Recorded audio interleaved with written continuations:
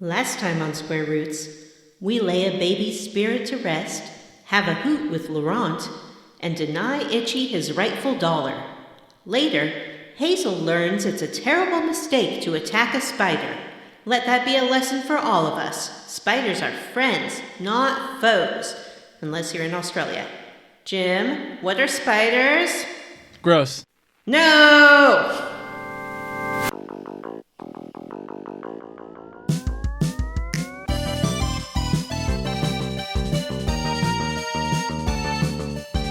Welcome to Square Roots.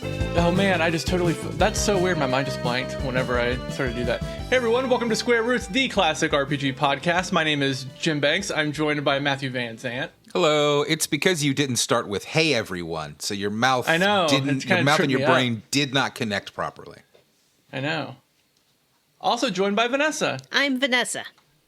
This is Johnny's last week on hiatus. Johnny's coming back. Johnny's coming back through baby. the Canadian wilderness. He is stumbled upon civilization. He'll be back soon. He's currently playing Paper Mario as we speak. We're doing a rare morning recording. It's 10 a.m. Yeah. in Matt and Vanessa Yeah, town. everything's and it weird. is 9 a.m. in Jimtown. What do we do on this show, Jim? Let's see. Yeah, we play and talk about your favorite classic RPGs, one chunker at a time. That's But true. not this time. Yeah, but not this time. Because This game why? should be a classic, if nothing else. Maybe it's not an RPG, but I think it's a great game. It's definitely like a 7 out of 10. Maybe I'm jumping ahead to squarely against, and I shouldn't do that. Yeah, save your final judgments for later. All right. We have some hot gaming news to talk about. Oh, yeah, it's so hot. But we don't call I it remember gaming that. news, Jim. Oh yeah, we have hot gaming goose. Goosip. Grand Theft Auto! Oh yeah, Grand Theft Auto 6 delayed. Wow, I heard it's never coming out. I wonder why. Well, I think it's good in some ways because theoretically it means that they aren't like working their developers to the bone and overworking definitely are, everyone and though. doing the crunch time. But yeah, but then I read that they still definitely are. People are like, And no, they only it's still delayed it a it's month, really awful right? here. Yeah. There was also some controversy with their developers recently. Did you guys see that with the 40 developers that they fired for supposedly leaking secrets on Discord? But weren't they unionizing or something? And then like the developers say that they were actually like union busting. So there was a big protest at their office a couple days ago. Oh, wow. Where is their office? California? I believe so. Well, fuck Rockstar. I know that it's petty, and it's personally, I just don't particularly care for the Grand Theft Auto series anyway. So I hope that it's a mess that tanks the company. I know it won't be, but I kind of want them to fuck off. You know what I mean? Fuck you, Rockstar. And then again, a lot of people would then lose jobs, and that would be bad. Things are complicated. Things are complicated.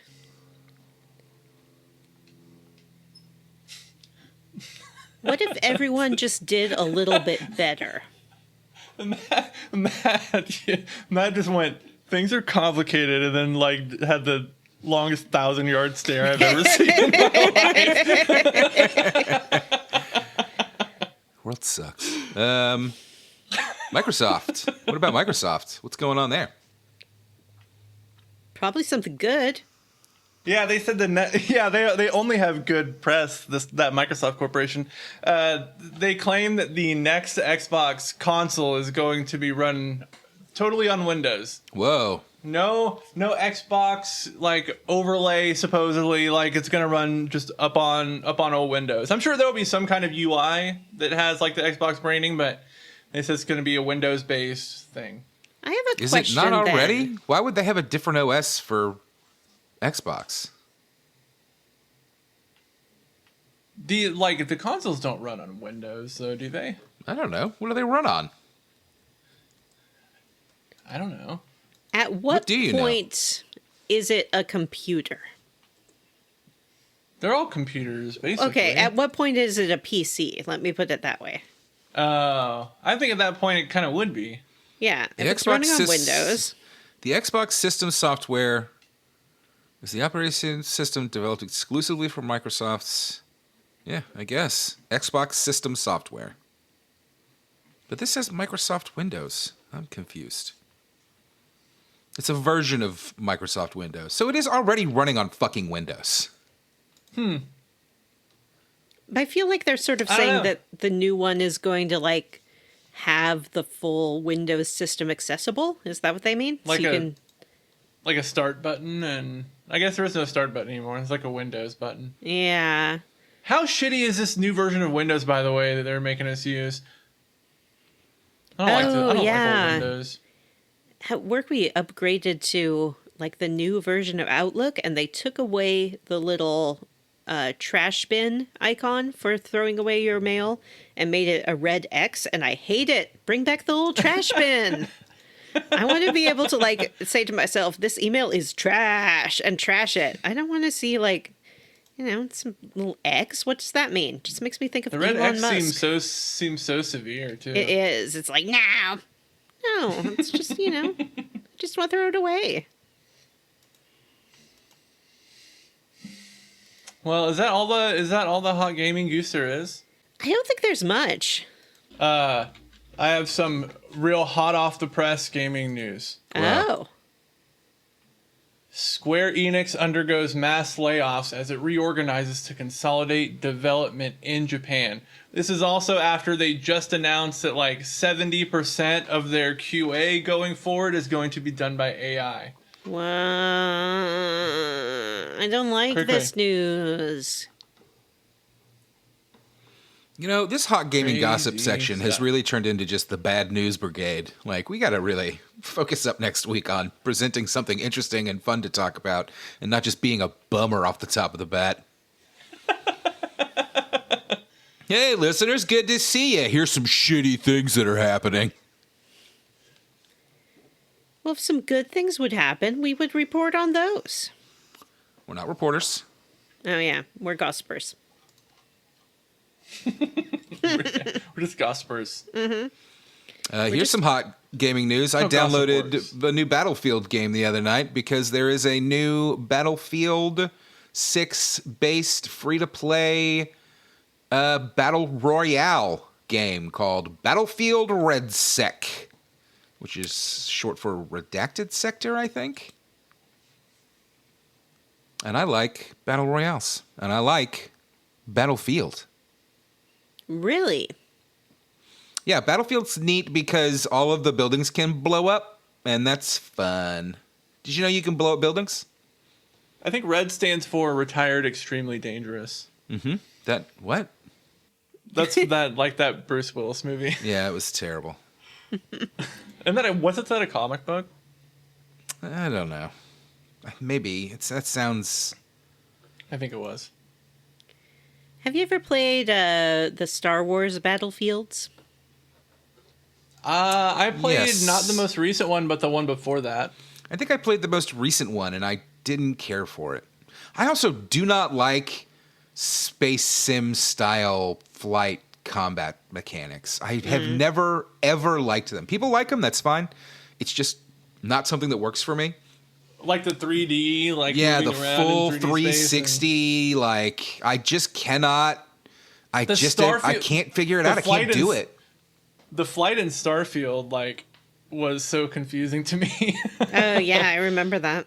I've always preferred your arcadey style, like Star Fox type space combat. Like, I like that, and I don't like. You know, it was a great example of that. I think it was called. What was that Star Wars game that was based on a book? Shadows of the Empire? Was that it? That's definitely a Star Wars book, but I don't know if it's a Star Wars game. Dark It is Forces? a Is that what you video mean? game. Is a video game based on the book, and that had the like arcadey style space flight. I think, if I'm recalling the right game, and I loved that one. But anytime they're like, now you're in space, and it's just a black field of stars around you, and you can spin in any direction, and everything's behind you all the time. Like, I hate this. You don't want to be in the inky void of space. It's not the space, it's the fully 3D that I just can't do it. I'm not good at it. Here's some hot gaming news. Texas, the state that I am from, is suing the Roblox Corporation. Oh, yeah. I saw that. For, putting children in danger. I don't know the details of the lawsuit, and I don't particularly trust the Texas AG to do anything good. But part of me is like, yeah, get them. Fuck Roblox. I'm glad it's like a fun platform that kids get to play on, and I like that. But Roblox does nothing to protect the kids that are on their site and to keep pedophiles off of it. And I don't know what that needs to look like, but it needs to be fucking something, gang. I mean, honestly, and this might be an extreme stance, but I don't think Roblox should have chat functions at all. I guess. I mean, kids play with each other. My kids both play Roblox, and they talk, and they play with their friends, and they talk to their friends. Why shouldn't they be allowed to do that? Well, they can talk to their friends through, like, a Discord or something separate like that, but I don't know if it needs the, like, built-in functionality. Is there a Discord for kids? Is there, like, a... Yeah, it's called Discord. Who do you think Discord is for? You think it's for 40-year-old men like you? It's not. I'm not 40. Or maybe have a 40-ish. system where, like, only if you friend someone can you hear their voice and things like that. But I don't know. Kids be I friended. don't know. I don't want to sit here and try to figure out. I don't want to try and figure it out. I don't make money Hold on, off let's of all it, so it's sign not my up for fucking Roblox job. right now and see how the chat works. Yeah, My that's son true. would I've never love that. played Roblox, so I don't even know. Me either. I've never played. Well, maybe I played with Jalen once or twice when she was like younger. She doesn't really play it. Well, she does still play it actually. Her friends go through cycles. Sometimes they'll play a lot of Roblox. Sometimes it won't. Yeah. Yeah, I don't know. that's how kids be. Kids be like that. Yeah. All right, let's stop talking about hot gaming goss and start talking about South of Midnight. Yay! Vanessa, sing the South of Midnight song. Well, we're going down south where we belong, where the days are short and the midnight's long, where they jump and I jump, where they glide and I glide. You got to where work they in some weave sort of like horror and I story. weave. And we're out there having fun until a big kaiju comes along. That was a real 2-sentence horror there. Yeah. We're all out there having fun until the big kaiju comes along. Whoa, a twist. Didn't see that coming, did you? Then there's a kaiju, the end. Oh, you know what? We did it again. Oops, we did it again. Before we get into the quest log and talk about South of Midnight, Oops, Jim. we did it again. Yeah. Yeah, that was the joke. Thank you for repeating it. Before we Didn't get into sing the it. quest log, before we get into the quest log, Jim is going to plug our streams. Oh yeah. YouTube.com/Square Roots Podcast. Nope, that's not how you find us. stream. Go to YouTube and search Square Roots Podcast. You can find all of our great weekly streams. How long have we been doing this weekly stream? Like 2 years? Yeah, it's been a while.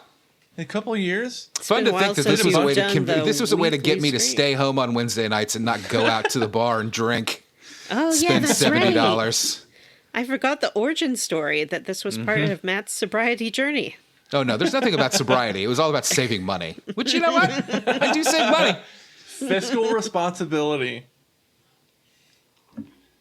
I'm playing Shadow Hearts right now, which is a really neato game. It's really hard not to play it in my off-stream time, but I'm saving it for the stream.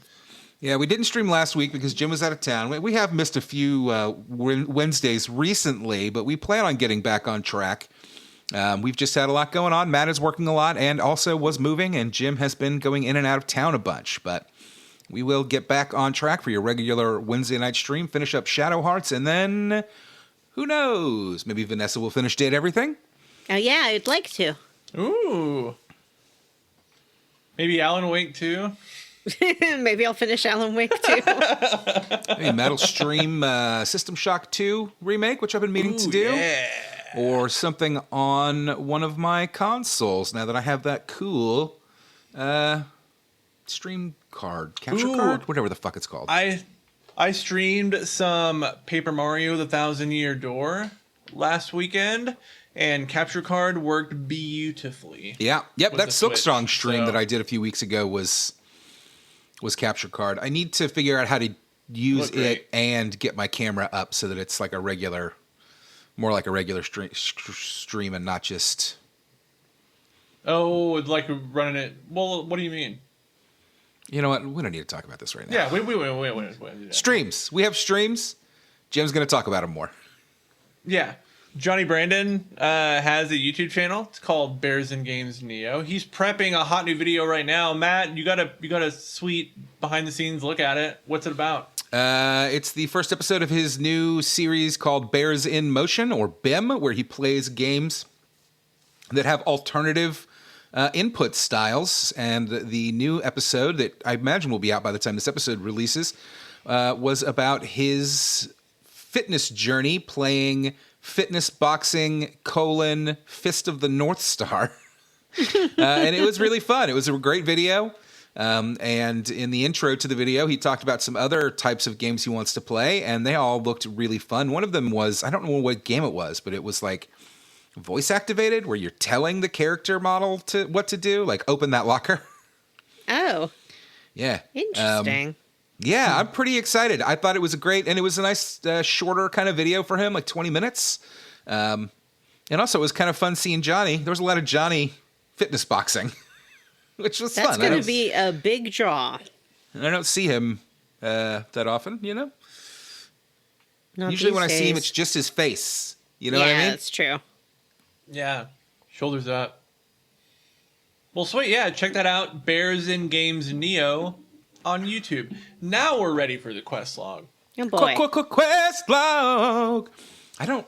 Where Why did do we I leave have off last neighbors? time? Like, how quiet do I have to be? Do you think they can hear me? I don't want them to hear me. It doesn't matter. Yeah, fuck them. Last time we took a nap with Sweet Honey. Sweet. Oh yeah, we got eggs. How do we get to the swamp though? Something dramatic happened. Something dramatic happened. We were flung down from a cliff. Oh by yeah, our Bunny dropped us off the wicked cliff. grandmother. Mm-hmm. And We ended up in the swamp. and then we met Honey, who is a big, sort of Ludo from Labyrinth type monster. Looks like a kind of a log, but he's heckin' big. He's even bigger than Ludo. And he is infantile, I would say. Yeah, he's like a big old baby. He's a big old baby. He wanted to play hide and seek. Hazel played hide and seek with him a little bit. Then he got tired because he's a little baby, and he went to bed. And Hazel took a nap with him. Yeah, so chapter 11, which is called Muddy Waters, opens up back in the cave. Hazel wakes up and we hear like a loud cry from somewhere off in the distance. Mm-hmm. And the baby like gets up and runs off, and Hazel runs away after it. Mm-hmm. And then we see a big old like mermaid Yeah. in the water. Like, I don't know, 3-story, 2-story, something like that. A very big mermaid. She Yeah, looks big old fish angry lady. and is tearing the landscape apart. Mm-hmm. Yep. So we go through like I like this area a lot, the way it's designed with the big ship. Yes, I did and too. all It's the cool. going up and down the ship. Mm-hmm. But Swamp Baby helps us, which is named Honey, as Vanessa said, helped us through the kind of riverboat section. We learn about the kind of bottle story here is about Aotunde, who was a like servant aboard one of the ships. Mm-hmm. A big paddle boat. Yeah, it was like a riverboat kind of thing. Mm-hmm. And she wanted to be free, and she had a newborn baby and leapt from the deck of the ship and made it to the shore with her baby and ran away and hid her baby in like a tree or in some foliage. Mm-hmm. And ran off and came back to get it, and the baby was gone. Yep. It said her scream of anguish was so piercing that it caused all the men on the boat to double over in pain. And the captain to run the boat ashore. Yeah. I sort of got the impression that maybe the captain was the father of this child, but I don't know. Yeah, there was a particular focus on the captain, which I thought was telling, but I wasn't totally sure. Yeah. And I wasn't clear if she was like a servant or a worker, or if this was during slavery times and she was an enslaved woman. They just said free of servitude, and so I wasn't sure if she was just like tied to this ship somehow, or if she was like a slave. It wasn't explicit about that. Yeah. I guess is there really a difference? I guess like not really. I don't know that there's a distinction to be made there. But it said that she had to considering we have seen visions of ghosts in the Underground Railroad, I think it's pretty easy to assume that she was a slave. Yeah, because it does talk about how she heard about a free community, and that's what she was trying to get to. That's right. Yeah, and that's the community that Mahalia is from, right? Yeah. Yeah. So, she sunk the ship, and then she looked for her baby, couldn't find it, and then she didn't sink the ship. She leapt from the ship. She leapt from the ship, and her whale caused the ship to run aground. Is that what happened? I thought that it was later that the ship came back, and then she attacked it when she was... Yeah, because her scream... As she's screaming, she turns into the mermaid, and as she's screaming, the boat runs ashore, and then she gets to the boat and she like rips it up looking for her young babe. Yeah. Anyway, she turned into a kaiju and destroyed the ship. Yeah, and then can we just say what happens to the baby? Yeah. It dies a horrible death, and it's very sad. Does it die? No. I thought Mahalia found it. It says that Mahalia found it and that a big flower shielded it. So I think that what happened is the baby was transformed, so it didn't totally die. But it basically died. Yeah. It did basically die, which is pretty fucked up, game. Yeah. Yeah, pretty dark. Because honey is born from like a grape or something. It's like the baby died, but its soul went into a flower or a tree or something, but then it's kind of reborn. Yeah. And it's reborn as a grape. I could have sworn it was a grape. And I was like, that's weird. A grape?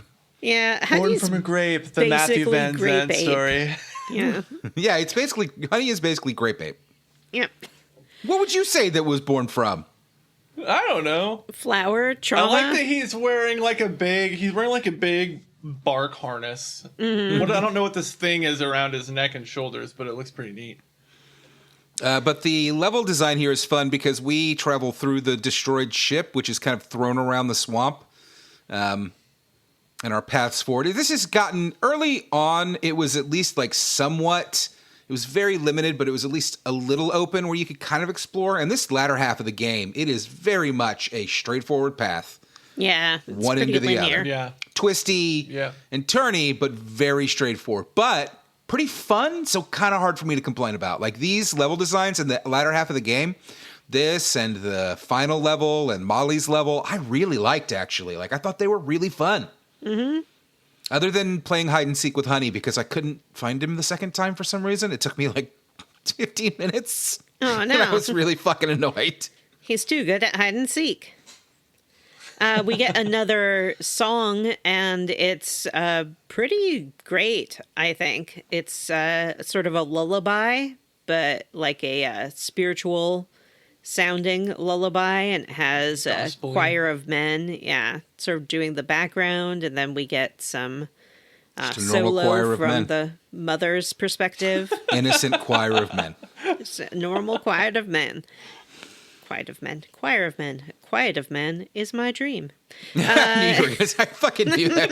I knew you were going to say that. So predictable. Not me, though. I'll make a fart joke. You'll never see it coming. I'll smell it coming. Yeah. And I liked it a lot. And I liked that it didn't this game does not shy away from some of the horrible history of the South and the United States. And I really appreciate that about it. I agree. It is very, it's sad, but this is a great little story. And I love the resolution, which let's just go ahead and talk about. We travel through this area with Honey. And we have to avoid the mother's sort of big swamp globs that she's throwing. Yeah. She doesn't attack us, but she's like so mud. Single-minded in her search that she doesn't look around her to see if anyone's in danger from what she's doing. Yeah, she will occasionally pop up and start tearing at the ground, and that'll launch globs of mud all over the place. But eventually, so like the thing is like, did this just happen yesterday? Because they're not that far from each other, and they're both giant creatures. How have they not found each other it yet? clearly did not happen yesterday, and I agree that this makes very little sense. I think that it's Hazel's presence as a weaver that allows the resolution of trauma, and so maybe just by her being there, she so they would have changes been the outcome. endlessly searching without the weaver. Yeah, I think maybe Honey is hiding from this monster every time it appears. So maybe that is because Honey doesn't realize it's his mother. But eventually so the whole time I'm like, I'm going to have to kill this thing's mom in front of it.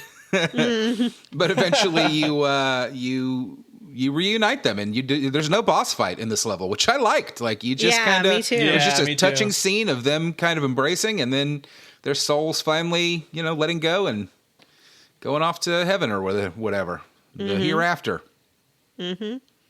We see them sort of revert to human form.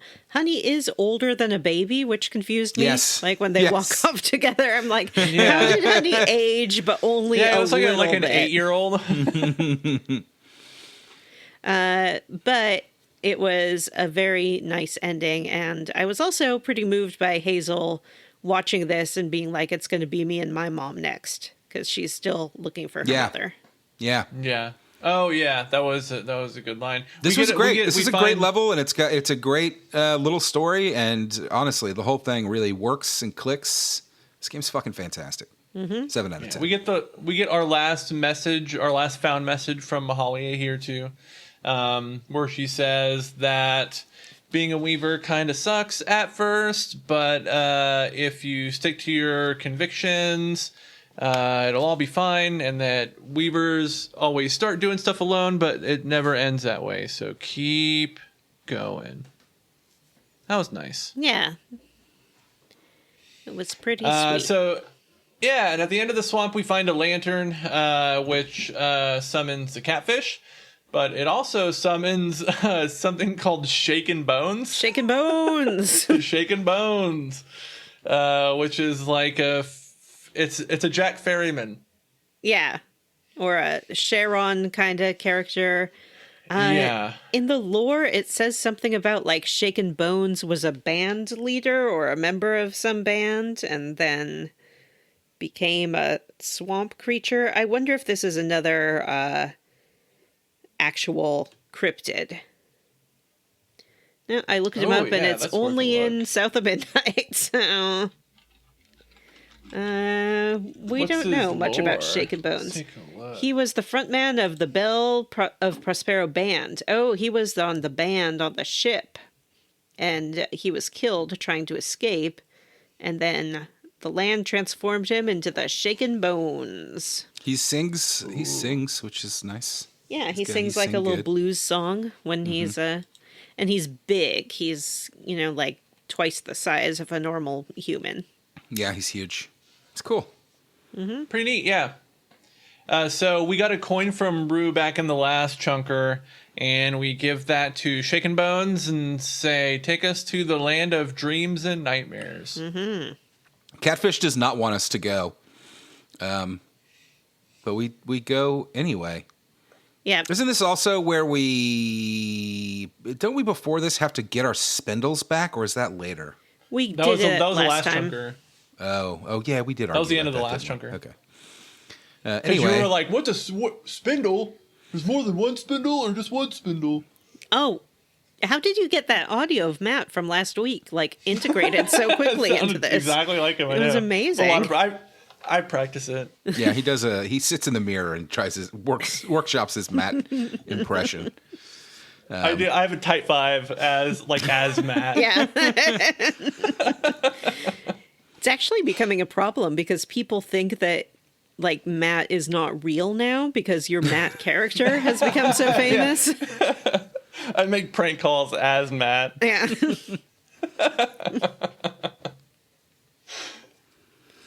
Anyway, the catfish tells us not to go, but we go anyway. And I think this is pretty much the last time we see catfish, which really bummed me out. Yeah. Yeah, until the end. And I love you, catfish. You're the best character in the game. Goodbye, catfish. I loved Catfish. I felt like he did not play as much of a role in the game as I expected him to, although he just kind of ferried us around. He ferried us around. He talked a little bit about, like, the lore of some places. And he mostly was just like, don't do that. And then Hazel does it anyway. Yeah. I like that he's kind of a dick. Like, you kind of question his intentions all the time, or at least Hazel does. Which, like, I thought that was interesting that she was so suspicious of him. Personally, I thought he was great. I think he's just a little bit of a scaredy-cat fish. Guys, I said scaredy-cat fish. Yeah, we heard you. Oh, that's really funny. That was a nice smush mouth. Thank you. So chapter 12, which is called The Crossroads, opens up in another kind of swampy area, but it's like more fantastical. We find like this sign that points to all these different places. It's like a direction sign. And we decide to follow it to, I believe it calls it Town of the Tapestry. Says go that way. So we go that way. Yeah, this is a fun little Lost Forest section that's not actually hard in any way, shape, or form. Yeah, are there? Just follow the sign. Not a lot of enemies here, too, yeah. There are no enemies here, right? Not that I recall. Yeah. There's not a lot of floofing stuff to find. It's just kind of one little section that repeats. Yeah. Eventually we find a wagon. The wagon we saw in our little dream sections earlier, and we decide to go inside of it, and it's really big on the inside. Oh, it's a TARDIS. It's In it we find the hog-drawn wagon. Yeah. Roux wagon. In it we find like a bunch of items that are tagged as like belonging to people who have done usually something terrible, either by accident or intentionally, and seem kind of racked with guilt over it. It's almost like a little antique shop or something like that. Like it has the vibe of a little store. It feels like the shop in Needful Things. Yeah, it does. It feels like a serial killer's lair. Like it's all of the trophies from his victims. And Hazel's stuff is there, including her cell phone. Yeah, so I kind of had forgotten, like, was this supposed to be contemporary or was this supposed to be set, like, in the 80s or something? I thought it was contemporary, but I kind of kept wondering, like, how come nobody's got a cell phone? And then we find one. Ours. Hazel's. Yep. Just washed away in the flood. Which, you know, realistically, if a young woman loses her cell phone, she would have been talking about that the whole time. She's like, yeah, I need to find my mom, but I also Catfish, have you seen my phone? Yeah. Where can I get a phone? Do you have a laptop that I can log on to? I gotta check my social media. Yeah, update my social streaks. media. My snap streaks. Put out a little, call, like, have you seen my house? Just get on that network. But she gets a phone call, and it's her mom. Whoa. Wow. Mom. We found her. Yay. But we only get We've to been talk looking to her for this a mom second. for so long that I've kind of lost interest Yeah. in finding the mom. Yeah, there's a lot going on, like, surrounding the mom. The whole Cushman thing is honestly kind of confusing. Yeah. Still. But Roux is there, and Roux, we get a little, like, musical number. No, not at this point. Come on. Oh no. You're getting way ahead Oh of no, yourself. yeah. This is where Roux tells us to go to Kushma's cabaret. We Yep. get another outfit change, and I like this one much more. Yep. Yeah. So also, Roux- like, I thought it was weird in this section because we heard about Kushma's cabaret in the last chunker, and when Roux tells Hazel about it here, Hazel's like, Kushma's cabaret? What's that? Like, it's the first time she's ever heard about it. Well, maybe she forgot. She has a lot going on. Oh yeah. Maybe she's got ADHD and she just kind of like didn't, Didn't track. it didn't I sink guess in. she did fall off a cliff, maybe between. Yeah, maybe she Then bonked her and little now. head. Yeah, she has amnesia. Okay. Fine. But yeah, Roux gets on the phone. He's like, you got to come to Cushman's cabaret, but you need a change of clothes before you do because you look ratchet. And so she steps through a door and gets a magical change of clothing. He actually says that like the Yeah. clothes you're wearing aren't you, which is true because she's dressed up in the clothes Bunny gave her. Yeah. Pretty cool outfit.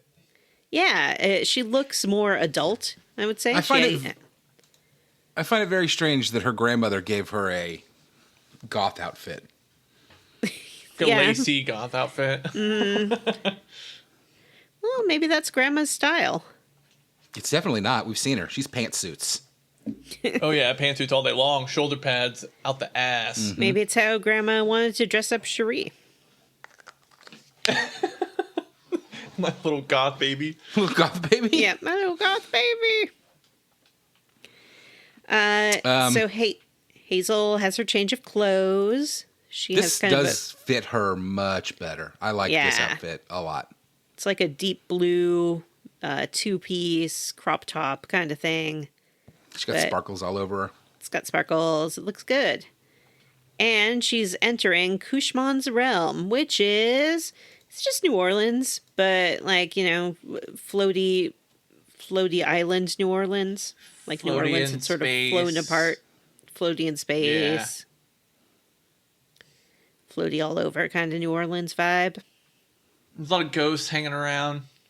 Yeah, she goes through the town. She can look through different doors, and there are these sort of ghost-like people who seem to be living in their own little fantasy worlds. Like, there's a woman who just keeps bowing to an audience that's applauding her forever. What other kind of ghosts are there? I can't remember. I thought it was pretty That's the funny one I that she remember keeps most. trying to talk to the ghosts and they don't respond to her. And then she gets all mad about it. Like, fine, don't talk to me. And then she keeps doing it. Like, none of them are going to talk to you. After the second one, let's say, I think you realize, like, they can't hear me. They're ghosts. But she tries to talk to every single one. Yeah, maybe she just thinks they're rude and they can hear her. I'm not sure. Yeah, that's clearly what she thinks.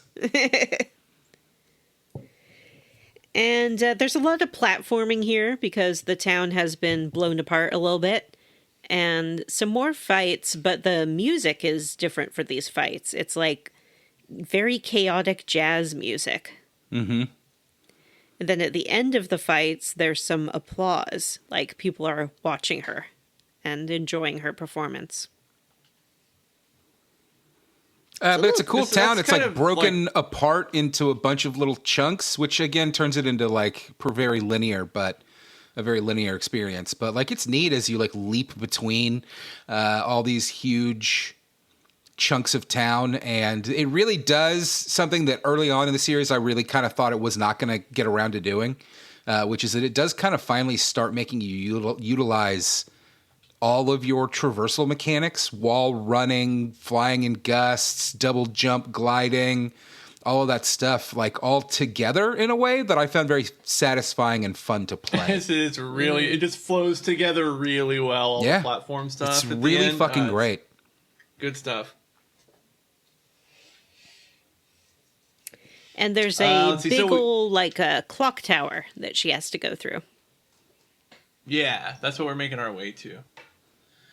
And that is the cabaret, right? No, the clock tower's before the cabaret, so she just has to kind of work her way through Oh, it. we have to go up the clock tower, right? Yeah.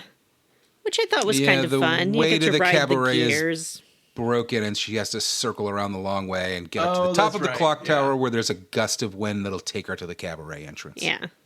We've all done levels before where we had to ride gears in a clock tower and things like that, but I didn't This I mind thought it. was What's a what's weird the thing first one to that comes to introduce. mind for you, Vanessa?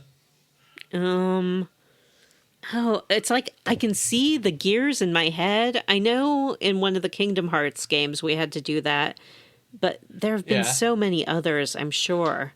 Like For me, I can it's see definitely so many gear Castlevania. levels.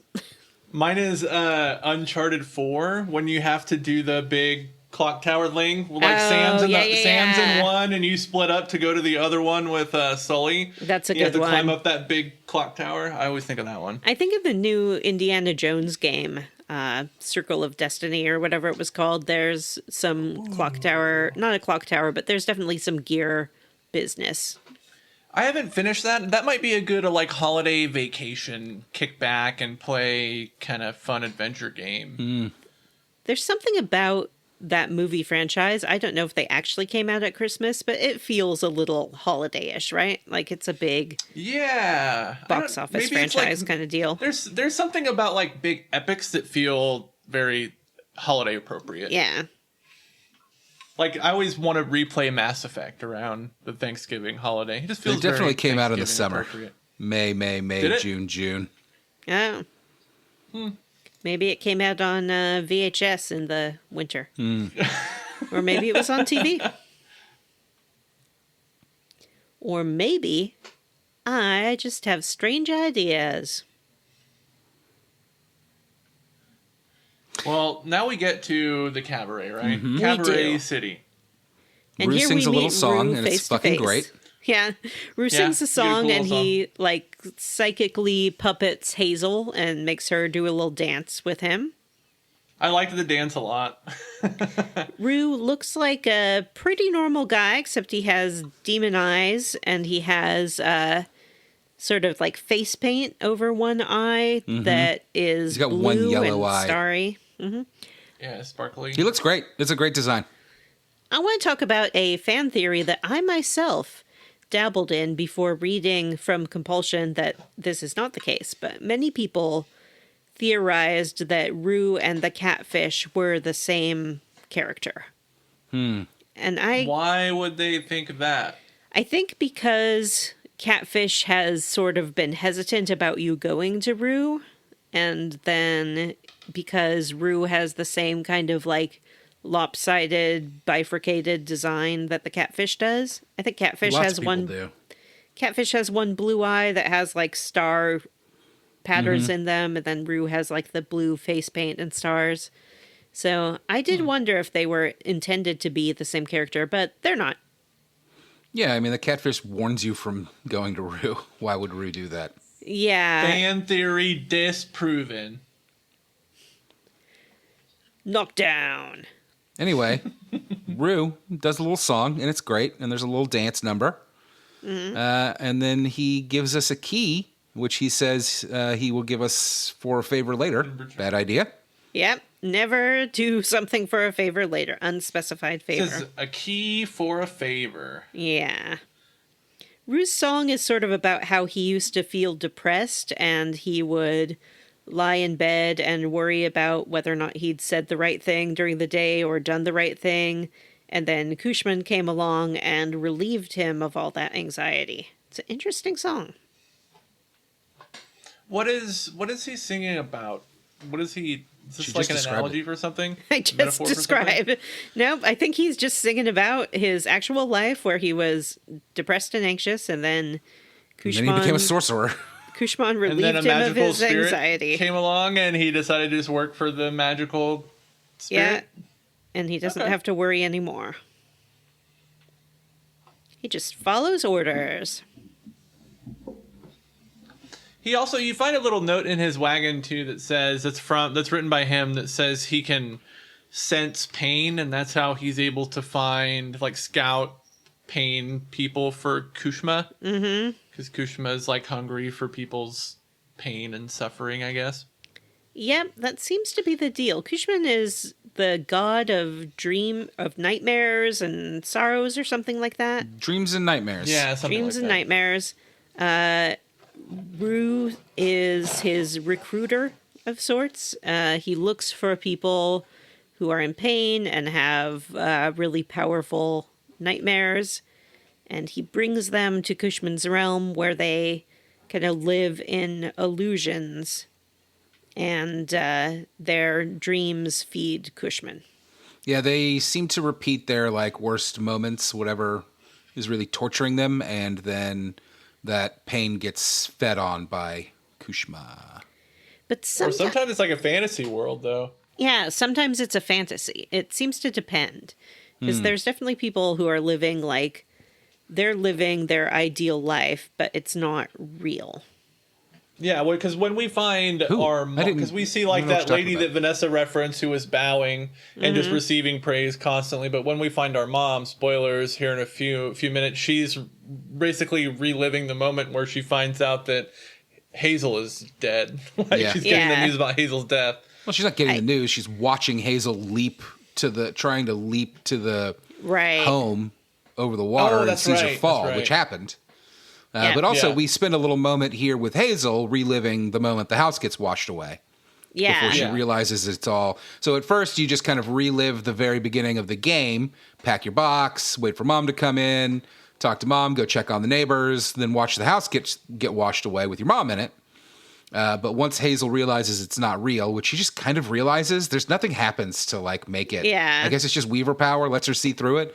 But once she does, then suddenly everything is a set, which I thought was really fun. Yeah. Which we've seen a couple of times. Molly did something like this, where there's like water on like little gears that move up and down to simulate wave or rushing water, and all the Molly trailers was doing are a little puppet show. Yeah, she had like a little marionette thing happening with our doll of our mom. Yeah, this is similar though, like set dressing. It's fun. Then you can kind of run around behind everything, and there's floof to find and stuff. It's pretty fun. It's a cool little backstage area. Yeah, it's not like what you'd expect the sort of traditional narrative to be of like everyone's in a nightmare or everyone's in a paradise, but I think that reflects that Cushman is like dreams and nightmares, so he can kind of do either. Oh, sure. That makes sense. Let's see. So, did we talk about the like flashback kind of thing the illusion that he puts Hazel in, where she sees her mom? Is he losing his hearing? She's like back at the trailer. He's that's what's happening? losing his mind. We just described that, Jim. Did we talk about the whole thing though? Yeah. Let's run through it again. Let's keep this episode going. I want this thing to go as long as fucking possible. Go ahead. Let's discuss every plot point twice. So we meet Honey Baby. We go through a door. Roux gives us a key for her favor. So there's this catfish hanging from a giant tree, right? Yeah. Anyway, once Hazel guy realizes named it's all fake, Roux kind of shows up and he's like, no one ever breaks through my illusions. And he explains the whole situation of using nightmares to feed Kushma. And he is looking for a dreamer powerful enough to finally sate Kushma's hunger. Mm-hmm. And our mom is trapped somewhere in the realm, and Roux says the only way to free her is to wake her up. So we have to kind of head through this backstage area where we kind of see into all of these people's dreams and nightmares. And eventually we find... Well, I don't remember her name. Karen, I guess. Hazel's mom. Lacey. Yeah. You wrote Molly. Lacey? So that's confusing. No, it's Lacey. Lacey. Yeah, We find Lacey. Lacey. She's stuck in a dream, thinking that Hazel's dead, rewatching that over and over again. And we can't wake her up. And then Kushma shows up, right? Like, there's really not a lot here. It's very weird. This game ends abruptly. This game needed a big, like, crescendo moment, and instead it just kind of coasts into the ending. Yeah, You know the what I mean? Tapestry Town kind of is, and like I kind of It kind of does it, but it's just it doesn't get big enough. Like you just kind of it's very flat. Like it just kind of you just kind of roll into finding your mom, and then oh shit, Kushma's here, boss fight, and it is the lamest boss fight in the game. Yeah, it's basically some enemy waves, and then you have to do a runaway from the fog sequence. It's a lot of dodgy, yeah. I failed on these runaway from the fog sequences more than once. I don't know what it was about these particular sequences, but I hate that when it's throughout the game. Anytime you're running away from the fog, it goes like really black and white or grayscale toned, and that makes it really fucking hard to see like where you're supposed to be going. Yeah.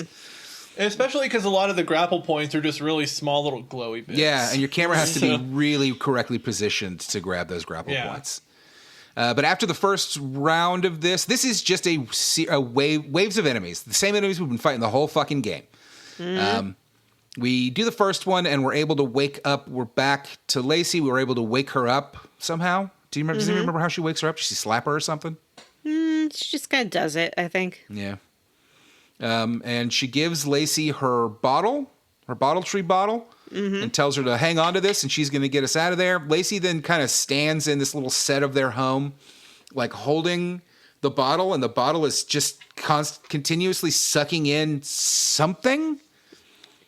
Well, there's like threads all over this place, so I assume it's like kind of the threads that are just floating around this whole city.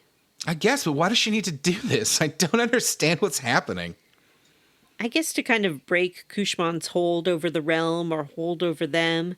I do like that then Lacey gets to watch the boss fight and either like yells encouragement or will sort of say like, God protect my baby and things like that.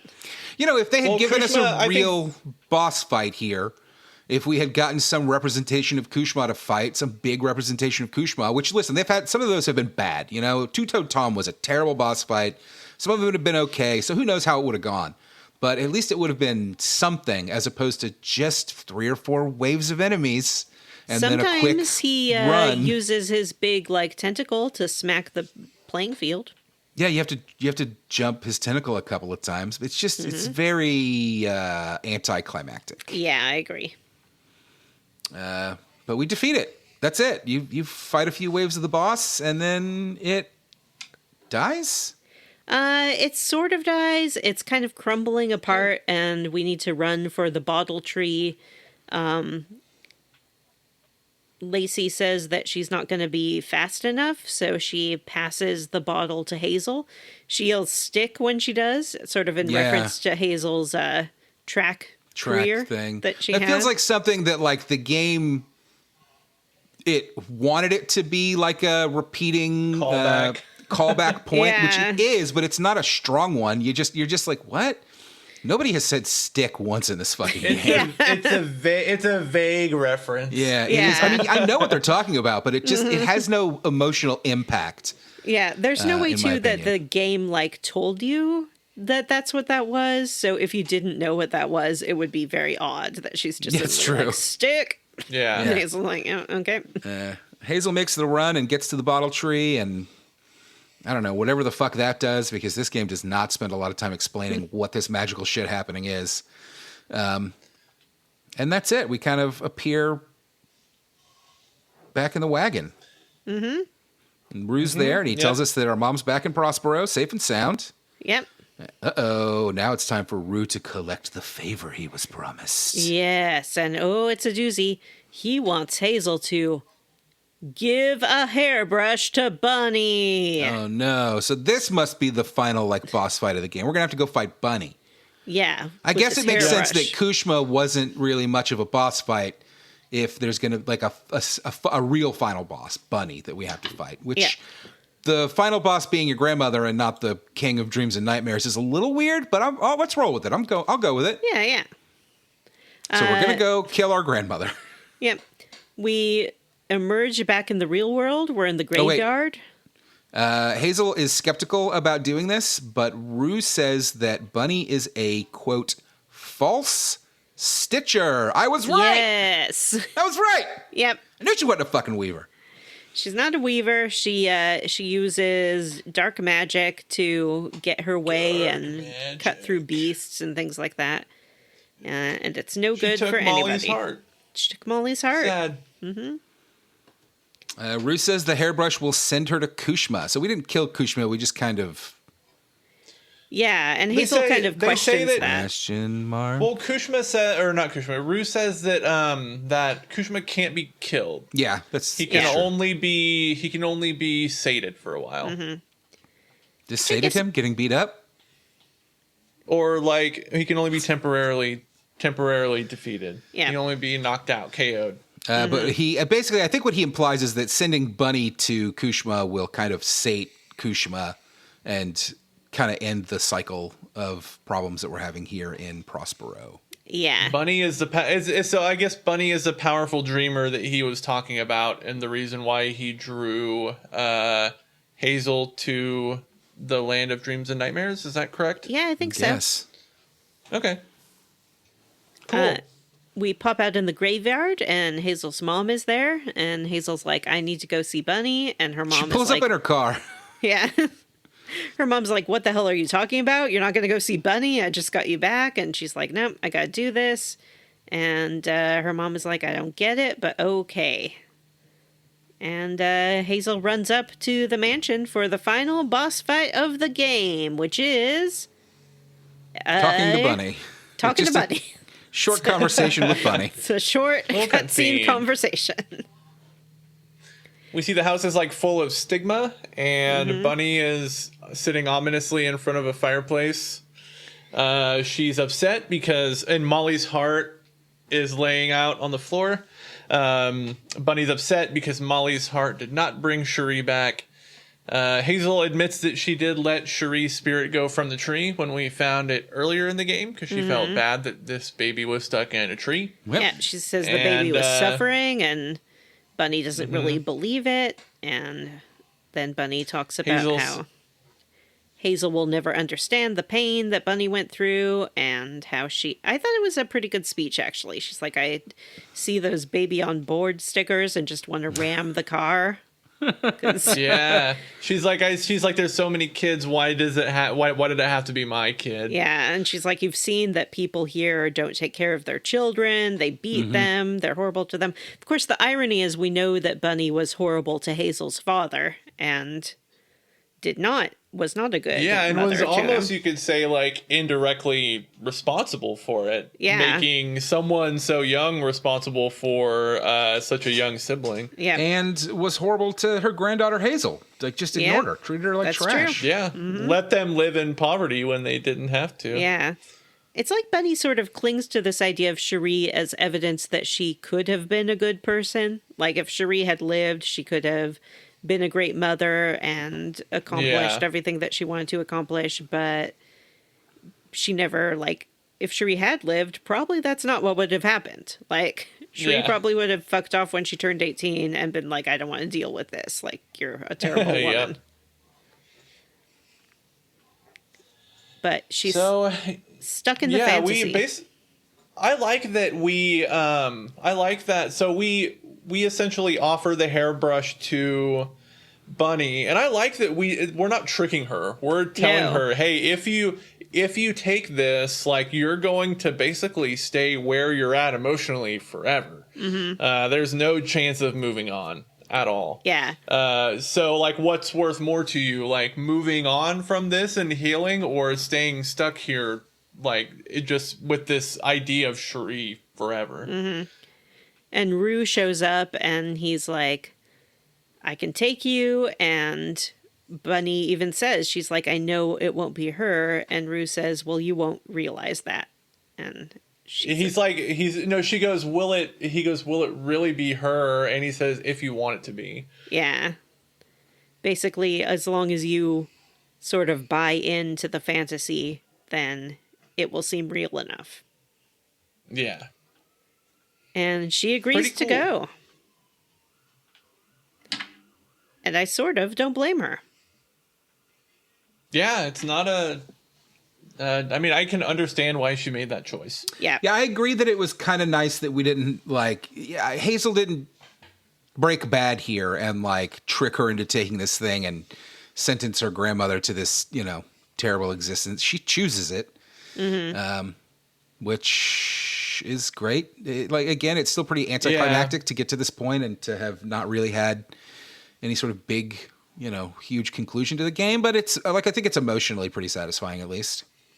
It would have been a cruel turn, I think, satisfying. if you would have tricked Bunny into going to Kushima's realm forever, Well, and I think it says a little bit more about depression and emotion that, some people don't move on, and in some ways maybe that's okay, I don't know if it's the best thing, but it's also just kind of it's a choice people get to make, and it's just kind of like a fact of life. Yeah. The facts of life. The facts of life. The facts of life. The facts of life. Is that the theme song to Facts of Life? Is Pretty sure. You say Facts of Life? Facts of life. You take the good, you take the bad, you take them both, and then you have the facts of life.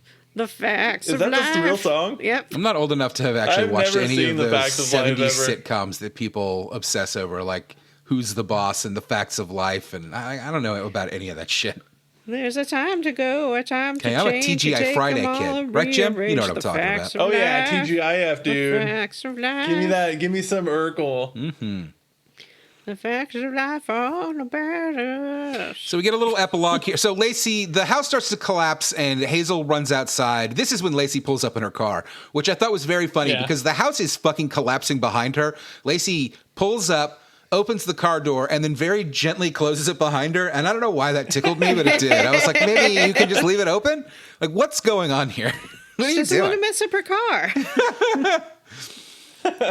But Hazel hops in and they leave. We get a little epilogue. We see Hazel and Crouton in the man tree. What was the guy's name? Benji Tree. Hamlock? Benji Tree. Benji Tree. Why did I think it was Hamlock? What was his brother's name? His brother had a dumb name. Rhubarb. Anyway, in the Benji Tree, she's kind of reading this story of her adventures that I guess she has written. Mm-hmm. And then the catfish shows up and we say hi to him. Mm-hmm. And then she says she's gonna go meet her mom and Laurent for dinner. So I guess that they're back together. That's which pretty again, exciting. I really liked Laurent. So Yeah. Yeah, Laurent's cool. I mean, good for mom. Mom's getting some now. That's a great resolution for your mom. Not only did you save your mom, you also got her a man. Yep. You get that cryptid. You did kill her spider friend. That hot cryptid dome. Mm-hmm. Do you think he ever turns into an owl for sexy times? God, I hope not. What would be the benefit of that? That Poke me in my cloaca. cloaca, baby. Yeah. I don't like this. That's it. The end. We did it. South of Midnight. Next time on Square Roots, Paper Mario. Another game in the books. Paper Mario, The 1,000-Year Door. We will be playing until the end of Chapter 1. That includes the prologue and the entirety of Chapter 1. Johnny will be back. I think we're all extremely excited to have Johnny back on the show. Oh, wow. And yeah, back to a classic RPG, a beloved classic RPG. I have only played about a half hour of the game. I really like it so far. It looks amazing. Same. It looks incredible, and I'm having a blast with it. Everyone loves Flat Mario. Mm-hmm. I like that all the RPG number values are all just little baby numbers. Mm-hmm. Just a little 1 damage. Just a one, little Just two. a little baby number. I mean, that's what the Super Mario RPG was like, right? Like you had 10 health. Yeah, it was pretty low, yeah. Anyway, before we go and before we dive into our level up segment, why don't we discuss what we were squarely against? Who picked this game? Was it Vanessa? It was maybe me? No, I think it was more Jim. I think I suggested it and Vanessa seconded Yeah. my motion for the game. And I was forced to play it against my will.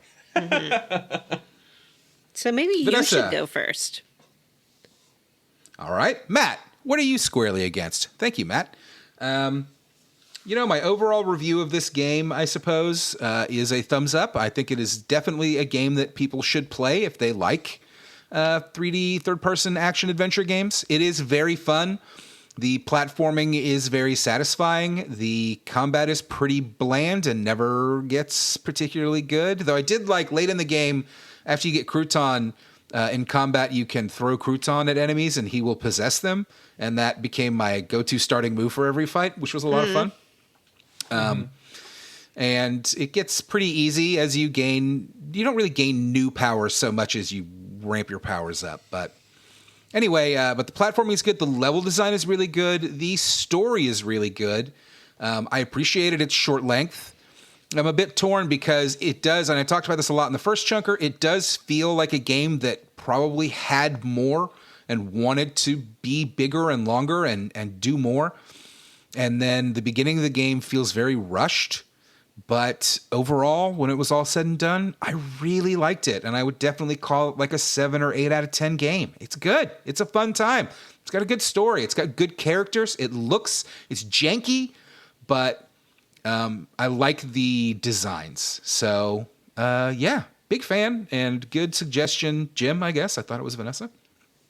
And I was going to give her the praise, but now Jim gets the praise. Oh, thank you. Oh, my praise. Feels so good. Yeah, big recommend if you are able to play this game. Jim, what are you squarely against? Ooh, I'm roundly for this game. I think to Matt's point, it feels like the first game in a series. Like, feels like if the developer got another pack, like, feels like they laid a good foundation. But I feel like if they were to get like another go to make a game and kind of open the world up even more, and especially to Matt's other point, make the combat a little bit better and a little more satisfying, I think it would be an amazing game. Yeah, I would definitely say like good. A sequel would be cool. Maybe particularly one that is not so focused on Hazel's, search for her mother, and maybe just something a little bit more. This game did a great job with like its weird storybook stuff. It felt kind of Wizard of Oz-y, and I could see that it doing more with that in more interesting ways. But I don't think that's going to happen. Yeah, I don't know. Yeah, maybe, hopefully, but yeah, doubtful. Yeah. Given the state of the industry, anyway. Yeah. But yeah, I thought the game was great. I liked the style, like the art style of it. I thought all the voice performances were really good, particularly Catfish. Mm-hmm. I thought that was kind of the standout. But yeah, good game. Glad we played it for the show. It's a nice kind of filler game. It's nice to just play a kind of an easy breezy, interesting kind of filler game while we're waiting on our good friend Johnny to come back. It's nice to have a 3-episode series where we could knock it out and and we're done. And it's not 3 months of fucking Dragon Age. Or 2 months of Enchanted Arms where I want to beat my head against the wall. More of this, less of that. Vanessa, Yeah. what are you squarely against? I am roundly for this game. I think that I've mentioned it a lot. It's not something that we can really convey without you going and listening to some of the soundtrack yourself, but it's a pretty amazing soundtrack. I like the idea of using narrative songs to kind of supplement the video game plot. It's not something that you see in every game, and I think they generally did a really good job with them. There's some that are stronger than others, of course, but I liked it. I like Hazel herself. I like that she makes mistakes and is kind of an imperfect protagonist, but she feels very real. And I like that her kind of journey and choices aren't necessarily like a perfect culmination, too.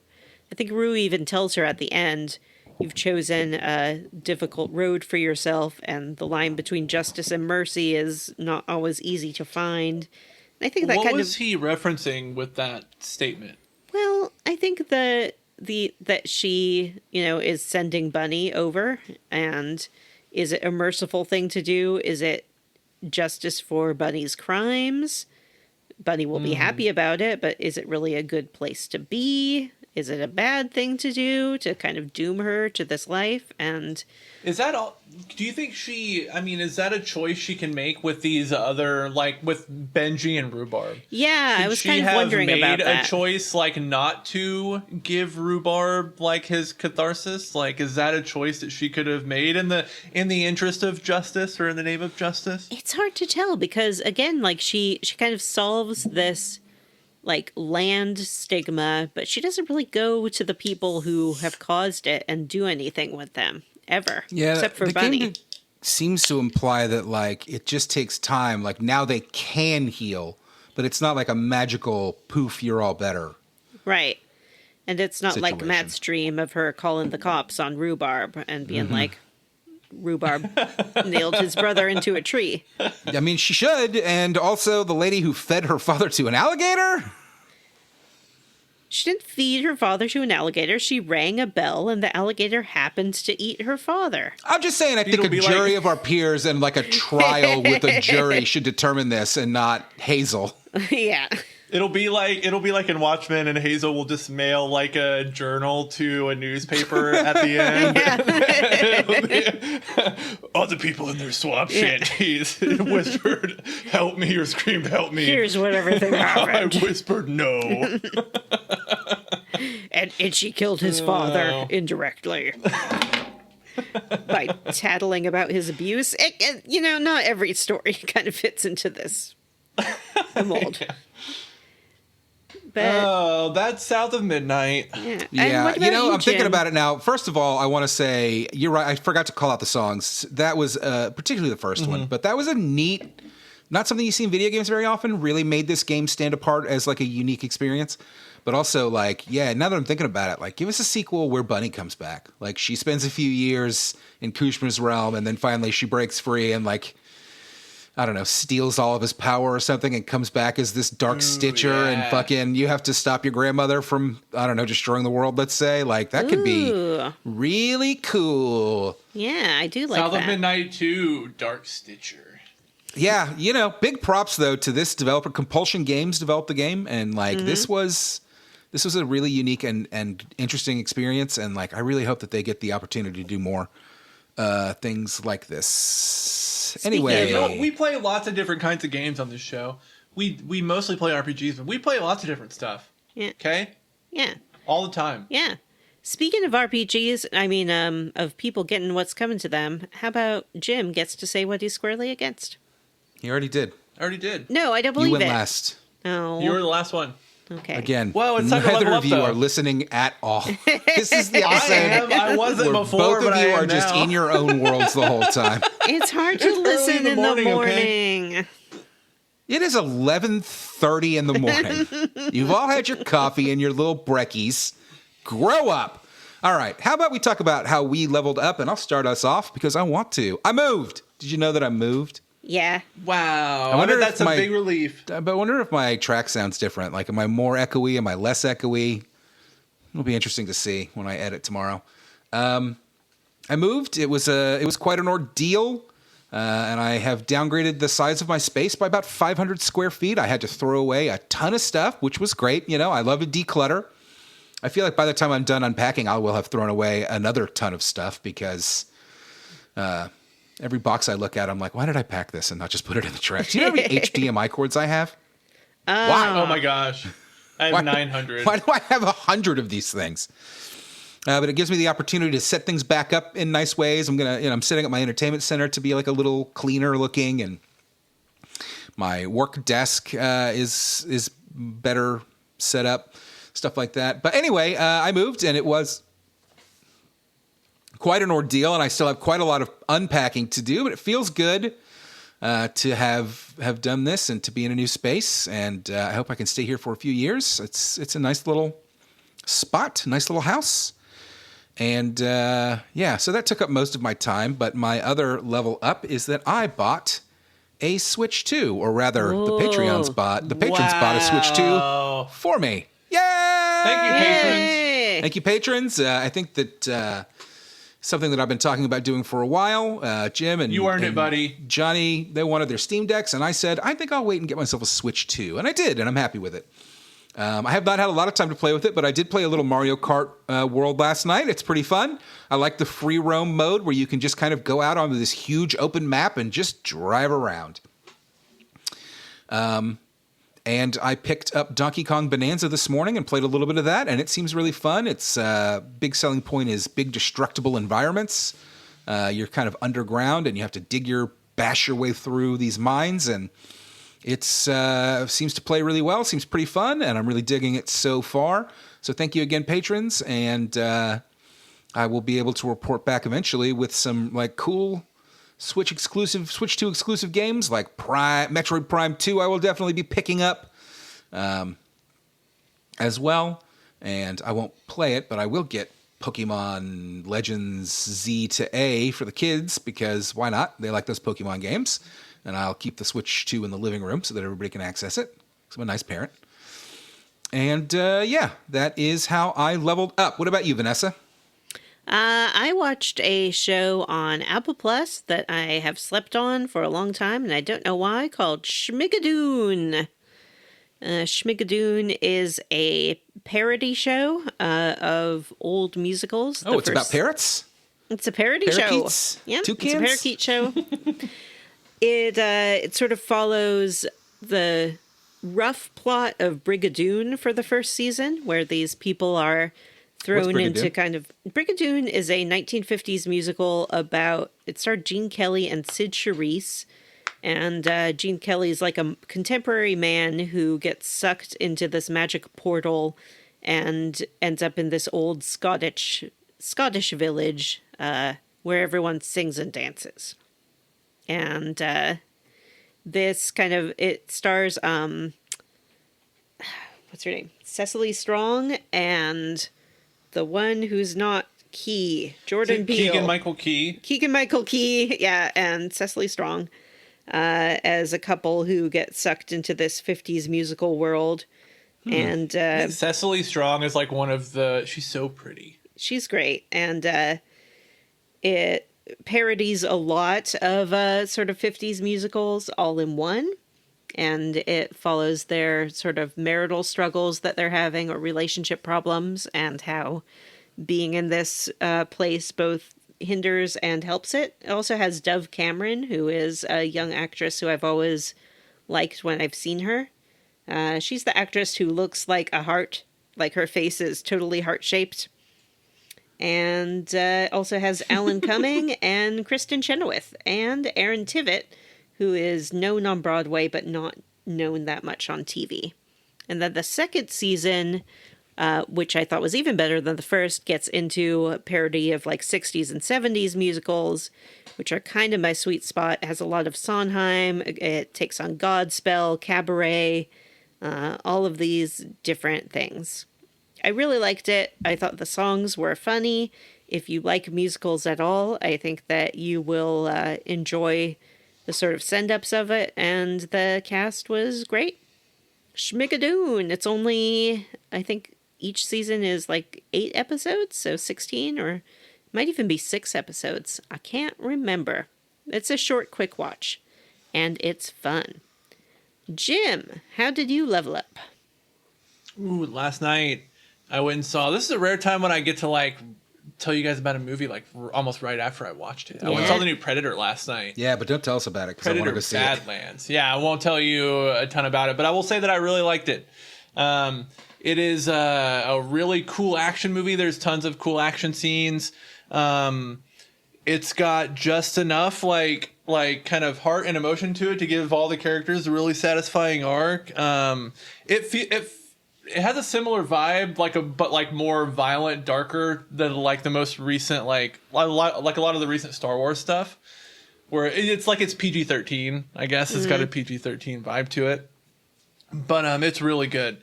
I wasn't sure if just a predator or a yautja as they call them now. I guess we call predators by their species name, which is yautja. I won't, and you can't make me.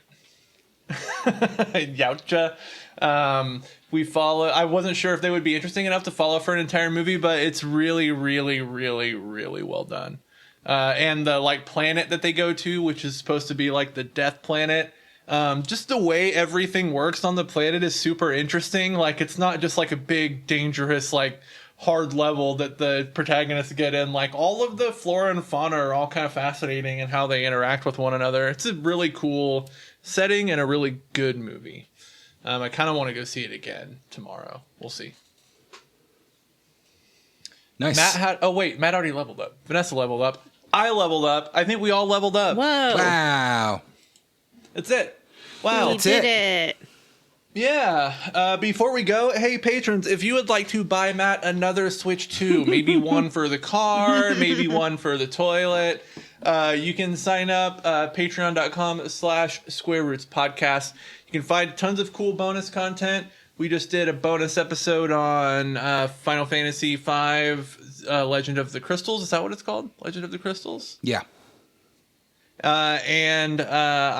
There's a bonus, me and Vanessa talking about No, I'm Not a Human in the movie Weapons. And then soon, probably as of the release of this episode, there will be another bonus where Matt and I do a little book swap, spooky book swap.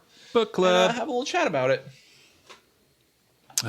But yeah, you can get access to all that content at the $3 subscription tier.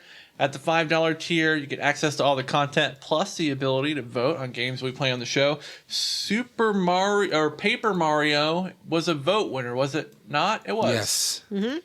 Yeah. See, you could have cast your vote for Paper Mario. How satisfying would that have been? Yeah.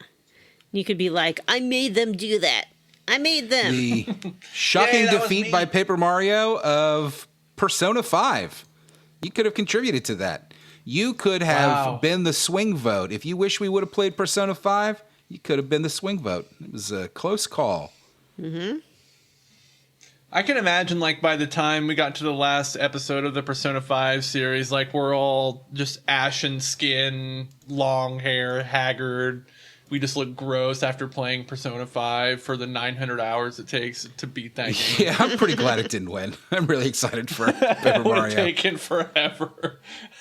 Another benefit of being a patron, no matter what tier you subscribe at, is we like to personally thank some of them on the show every week. I will start us off this week by thanking Rubber Bear, Lukey C, Ed Franco, John Scala, and Cyril the Wolf. I'd like to thank Jason Timms, Joshua W. Broxson, Stephen Paget, Sol Wagner, and My Battery is Low. Charge that battery. I'd like to thank friend of DeSoto, Aaron O'Toole, Gigantified Microspace Hamster, Anthony Lerma, Cerulean, and Ari Kopavara. All right, that's it for this episode of the show. If you'd like to send us an email to have read on the air, it's squarerootspodcast@gmail.com. Find us on Blue Sky, squarerootspod.bsky.social, or email us to get a link to our channel on Discord. Please rate, review, and subscribe on Apple Podcasts, Google, Spotify, Ghana, or wherever you listen to podcasts. Thanks to Stephen Morris for our Square Roots theme. You can find Stephen on YouTube. Links in the show notes. For Square Roots Podcast, I'm Jim Banks. I'm Matthew Van Zant. And I'm Vanessa. Bye. Bye.